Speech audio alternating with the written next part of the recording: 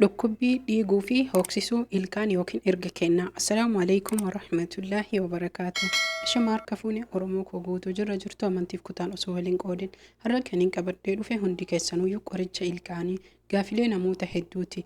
Ilkaan kennaa namoota tokko ni caccabaa, namoota tokko ni dhukkubaa, akkasuma ammootuyyuu irra caalan kan nama rakkisaa jiru caccabuudha. Sababbii isaa namni tokkoyyuu addaan baasee akka hin barreedha. Haa ta'u hundaafuyyuu ka erga dhiiguu fi erga dhiita'u hooksisuu fi dhukkubu akkasuma ammootuyyuu irra caalaa wanni isin sirriitti beekuu qabdan ilkaan kenna torban keessatti akkam akka godhuu qabnu osoo nu dhukkubin illee akka nu dhukkubne hundi keessan na wajjin bu'a.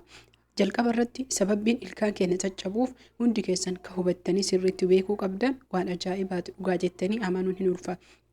Shamarran biyya Arabaa jiran yookiin namoonni biyya Arabaa keessa jiran hedduun isaanii ilkaan isaanii ni caccaba. Osoo hin dhukkubin illee ka caccabu jira. Irra caalaan isaanii jechuudha ni dhukkuba. Sababbiin isaa namoonni sirriitti addaan baafattanii beekuu qabdan bishaan dhugiitis tahee bishaan dhiqannaa, bishaan nyaataa fi wantoonni hundi keemikaala qaba.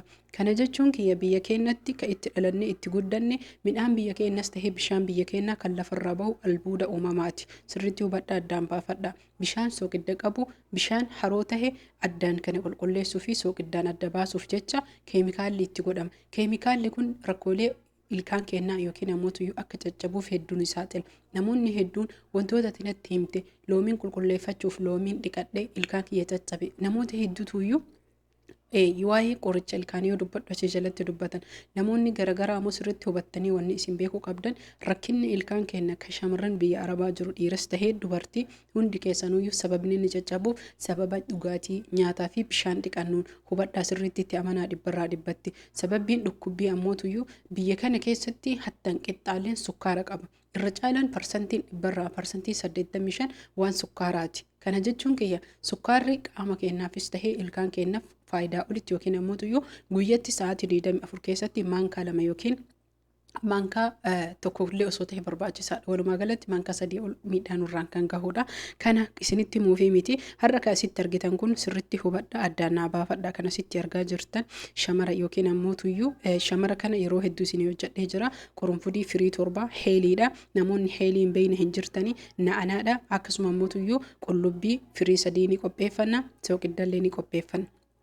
Namoonni biyya jirtan ammoo heelii qorunfudii fi absuuda akkasuma qoricha michii qopheeffatan hubadhaa sirriitti namni biyya galtan yoo borus biyya galte si fayyada waan ta'eef viidiyoon kun namni biyya jirtu qoricha michii heelii qorunfudii fi absuudaa gurraacha qullubbii sooqidda dhiyeeffan achi booda bishaan burcuqqoo tokko dhiyeeffannee makarajii keenya kan foolii bunaa hin qabne yookiin kan shaayitti danfisnu haa ta'u distii haa ta'u keessa harkuma keenyaan dhiine itti naqna jechuudha. Asirratti sirriitti wanni isin hubattanii beekuu qabdan ilkaan keenya akkamitti akka nu dhukkubne akka goonu qorichi faarmaasiillee ni jira.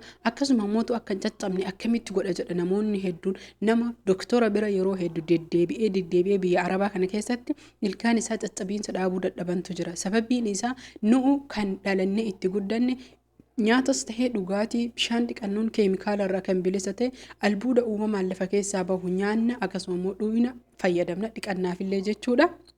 Kanaaf hawaasa kiyya wanni sirriitti hubattanii beekuu qabdan shamarran biyya Arabaa jirtan kun yaada isinitti ta'e maa ilkaan keenya caccabee maa ilkaan narraa dhumataa mana hunda jechuudha. Mee nama wal dabalamta walitti dhihaattan gaafadhaa ilkaan keessi caccabaa sirraa dhumataa osoo dhukkubuullee baatee ni caccaba. Irra caalaan ammoo hin dhukkuba jechuudha haala kanaani. Namoonni biyya jirtan qoricha michiiti isiniin jedhee baala qoricha michiiti.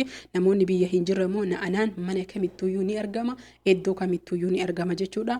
Na'anaa baala jechuudha murree baala na'anaa akkasuma mootuyyuu shamara absuudaanis ni ta'a hubadhaa sirriitti hattan kammuun illee ni ta'a. Isinii galee kanneen mara keessaan hunda isaa bakka takkatti kana wanni isiniin jedhuu fi sooqidda immoo akkuma asitti argitan sooqidda biyya keenyaa. Sooqidda biyya keenyaa eessatti argannoo irra jettan addunyaa kanarra sooqiddi hin jira. Bahara addunyaan kun guutuun hin qabdi sooqidda baharaati yookiin sooqidda uumamaa akka keemikaala irraa adda ta'e. Kun ammoo bullaayaan daakkamee keemikaala wajjin yoo bantanuyyuu nama xixxifachiisa jechuudha. Kanaafi sooqidda uumamaa kana eessattuu ni argattanii Arabni ammoo akka qorichaatti fayyadamti jechuudha. Qoricha akka jinnii maali wantoota akkasii sihirii budaa ayinnaasi kana jechuudha. Namni mana Arabaa hojjettanis ni argattanii. Irra caalaa namni gaafii itti ta'e maaliif waa'ee biyya Arabaa qofa shamarran biyya Arabaa qofa dhibamaa shamarran biyya Arabaa qofa dhibbataa jedhanii gaafii na gaafatanii. akkas jechuu kiyya osoo hin ta'in obboloota koo shamarran biyya arabaa sammuun isaanii gabroome humni isaanii gabroome shamarran biyya arabaa wama hundaan gabroomanii gammachuu takka malee hojii isaanii hojjechaa ka hojjetaniin kana ittiin bitachuu fi argachuu dadhaban jechuu. Kanaaf akkas jedhee bishaan burcuqqoo tokko qopheeffanne san waan kana hunda olii goone ibiddarra keennee danfifna.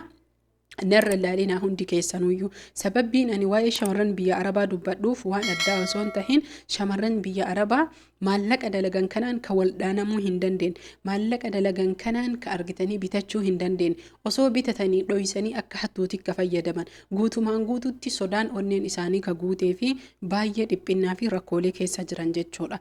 Kana abbaa keessa jiruu fi abbaa argee dhandhamee fi akkasuma ammoo nama keessa jiru malee haati dhaltee jechuudha garaa nama baattee ji'a 9 garassi baattee ergasii ammoo duudatti qomatti harkatti harmasi hooyisiftee qalbiin isii hanga har'aatitti si wajjin cabdee haati duuda qofa jedhan malee dogoggora qaama mararra nama baattee si wajjin dhamaatee halkanii guyyaa si wajjin rakkattee ati dhibamtu si wajjin dhibamtee ati hirriba dhabdu hirriba si wajjin dhabdee haati tunuyyuu jechuudha waan jireenya mana arabaa keessan nama godhu hin beeytu sababbiin isaa waan hin arginiif yoo rabbii haadharra garaa namaa laafu galalaafessa tahee malee jechuudha. Alhamdulillahi wama hundaafuyyuu itti shakkaraa itti obsaasiniin jedha. Akkuma sitti argitan kanatti erga danfifnee geessinee irraa buufnee bishaan kana burcuqqoon naqnee yoo inni qabbanaa'ee jedhe aayilaandii haa ta'u burcuqqoo sanillee kaa'uu qabna. Akkaataa fayyadama isaa torbaan tokko ka jalqaba ilkaan keessan saamunaa fi buruushiin dhiqattanii erga geessitanii hirriba dura afaan keessan keessa daqiiqaa 5 lolla'attanii tuftan. Ganama sirribaa yoo kaatan yookiin ammoo tuyyuu erga nyaata nyaattanii ilkaan keessan saamunaa fi furshaa yookiin buruushii ilkaaniitii dhiqattan afaan keessan keessa daqiiqaa 5 lolla'attan namoonni ilkaan dhukkubu irgi hooyisisuu fi michi adda addaa waan barbaade haa ta'u dhiiguu fi akkasuma ammoo ilkaan dhukkubuuf foolii hamaa afaanii qabdan jechuudha. Kana jechuun ilkaan keenya yeroo nu dhukkubu yeroo caccabu kana foolii dirqama jaalatee odoon tahin giddii godhata niin beeka akkasuma ammoo furshaa fi ma'ajuunillee foolii ilkaanii namatti dhoofsisa. Kanaafuyyuu torbaan tokkoof walitti dhaabdanii fayyadamtan hayyee torbee itti aanu sirriitti addaan baafadhaa hubadhaa akkami yoo kanarraa dhiise kun na rakkisaa yoo torbee kana dhiise akkasii miti torbee itti aanu ammootu torbaan keessatti guyyaa 2 deebiftan. Torbee itti aanu torbaan keessatti guyyaa tokko deebiftan achi booda torbaan keessa guyyaa tokko yeroo isin dhukkubu jidduu guyyaa 2 torbaan keessatti haala kanaan fayyadamtan malee walitti dhaabdanii qoricha kana sa'aatii 24 guyyaa hundaan fayyadamtan yoo hedduu dhugaa ilkaan sirriitti hirriba isin dhoorgee isin dhukkubee ta'e kiniinii viidiyoo kana dhumarratti suuraa kiniinii ilkaanii yookiin ammoo tuyyuu isiniif kaa'a. Akkaataan kiniinii kanaa fayyadamni isaa akkam yoo isiniif fakkaate ammuma isiniif kaaya. Kiniinii tana firii takkitti akka 2 jira wannaan giraamni 100 bishaan keessa firii takkitti futanii bishaan xiqqishoo keessa buuftanii afaan keessan keessa shafattanii dhuydanii torbaan tokko walitti dhaabdanii isii fudhattan namni sirriitti ilkaan isin dhukkube jechuudha. Yoo immoo dhukkubbii xiqqoo hooyisisaa ergaa homaa tahee ammootu guyyaa 2-3 qofa kiniinii san fudhattanii haala kanaan yoo fayyadamtan inshaallah bi'iznillaahi ta'ala isin dhiisa isinirraa bada. Kana jechuun kiyya qulqulleeffadhaa ilkaan keessan dhiqachuun dirqama keessan waan sukkaaraa irraa fagaadhaa jechuun nyaata sirrii sukkaara qabu shaayii sukkaara itti hir'isaa yoo shaayii sukkaaraa dhuydan ilkaan keessan lolla'adhaa dhiqadhaa. Haala kanaan dhukkubbii ilkaanis caccabiinsallee haga takka hir'isuu ni dandeenya isiniin jedha. Keessattuu namni biyya arabaa jirtan caccabiinsa hir'isuu hin dandeettanii hedduu ulfaataa hedduu jabaataa caccabiinsa hir'isuuf baay'ee jechuudha biyya keenya midhaan barannee fi midhaan albuuda lafa keessaa bahu bishaan barannee malee isiniin jedha. Horaa bulaa subscribe like godhaa.